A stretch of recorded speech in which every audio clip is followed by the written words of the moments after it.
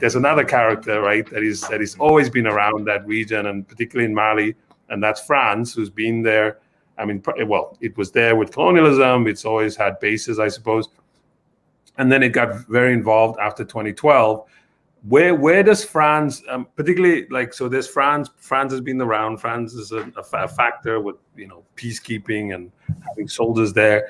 How does France play? What role does France play right now in this moment? Like, where has the French Ministry of Foreign Affairs, has the French president, has does the French media also play up the, like, Imam, the Mali's Khomeini frame, or how do they relate to this as a popular movement? Like, how do they, or are they coming out on the side of IDK?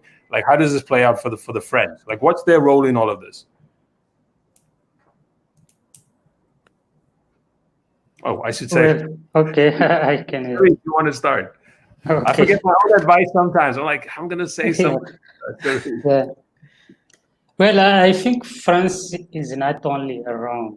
France is in, it has, it has deep roots in its former colonies, actually. And I think it's very involved in the current crisis.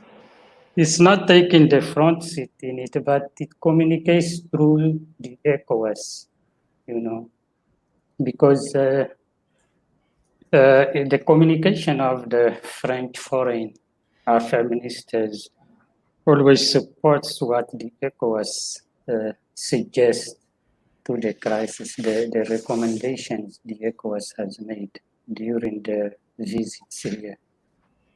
But what is French doing actually is taking hostage, taking the change people in Mali are claiming as hostage.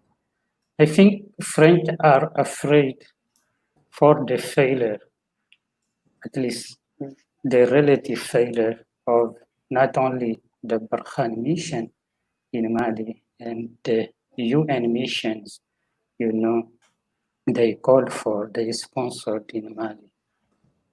So I think they are worried that if, for example, there is an anti-constitutional change, or even let it be constitutional, Macron risks a lot back home in France.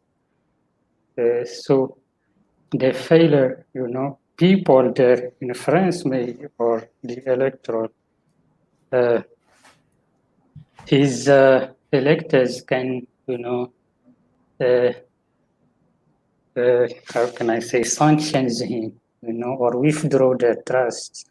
Because the first time of the mission, or pretext of the mission, is democracy, is helping Mali build a democracy. But the current position of France is actually against the change. And the change is motored, the crisis is motored by the needs, by a need of change, of more democracy for Malians. And its positions plays against this change. So that is how, I see French in this crisis, France in this crisis. Medina, how would you describe or characterize the involvement of, like, regional actors like ECOWAS? Do they have, are their motives like slightly different from France's? Because I know they just recently, a whole group of the leaders went to Mali. Some of them did it via some remote, I think Deco actually appeared on the screen with Buhari. Can they be more successful at resolving this for some kind of resolution to the crisis coming out of this? No, not so far, at least. I would characterize the role of this regional, ECOWAS, France, and also what we've heard from the United States. I think in general, the base position was trying to maintain the language is maintaining stability and maintaining the institutions, but meaning maintaining the hegemony of the current regime. I think because all these players, I mean, especially the ECOWAS presidents, they don't want to see a popular insurrection taking down a president in Mali. I mean, that would be very bad for them. So no, I don't think, at least so far, I don't think their mediation has been particularly different. I don't think they've been very successful at actually listening to what the people were saying, but I think it's also because it's just not in their interest. Mm-hmm. Greg? Yeah, I think ECOWAS has been, well, they put Good Luck Jonathan in charge at the beginning of the year. That was not a good sign necessarily. Yeah. But ECOWAS has basically said, look, Ibeka is going to rest he's going to stay in power. He's not going to resign. And that's been one of the key demands of much of the M5 RFP movement. It's kind of gone back and forth, at different points, demanding different things. But that's always been one of the central questions is, whether Ibeka should stay in power. And then I think from the outside, the question is kind of, can he? How can he restore any kind of legitimacy? I mean, the formal legal end of his mandate, his current term, is in 2023, which seems like an awfully long way away, given the violence that he's allowed to play out in the streets more recently, as well as the government failures over the last several years. So it's very hard to see how it can play out, but the ECOWAS mediation has so far, I think, been inadequate and disappointing. So that I like. Well, I'm not going to say. Just to add on. No, go ahead. Go ahead. Just to add on what Gregory just said, actually, when the ECOWAS mission was here and met with the M5 and Mahmoud Dikouz, what Mahmoud Dikouz told them was what is reported as what Mahmoud Dikouz told them was that do not come to save an individual. Choose the people, choose Mali instead of an individual, because actually it seems to people that these presidents are just here because they are afraid of the neighbor effect of the crisis in Mali.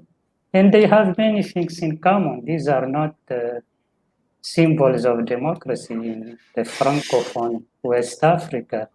People say what the Francophones, the Francophone presidents have in common is that they all have their main opponents, political opponents in prisons, in jails. We know the situation of the liberties in Niger. The Niger of Issoufou, who is now, I think, the president of the ECOWAS. He has his main opponents in jail. We have journalists who are in prisons, who are jailed just for mentioning the name of his son in an affair, or things like this. Macky Sall is the same in Senegal. Ado Alassane Dramane Ouattara is the same. His main opponent is in exile, and there is an international arrest against him because just he manifested his will to run against the candidate Alassane Dramane Ouattara is proposing for, to replace him. So, he's just, and lately during the summit, the Malian president was saying like, what the M5 is planning is a coup and a transition run by an imam, a radical imam. But every Malian knows they are just playing the international community's fears of Islam and jihadism, extremism.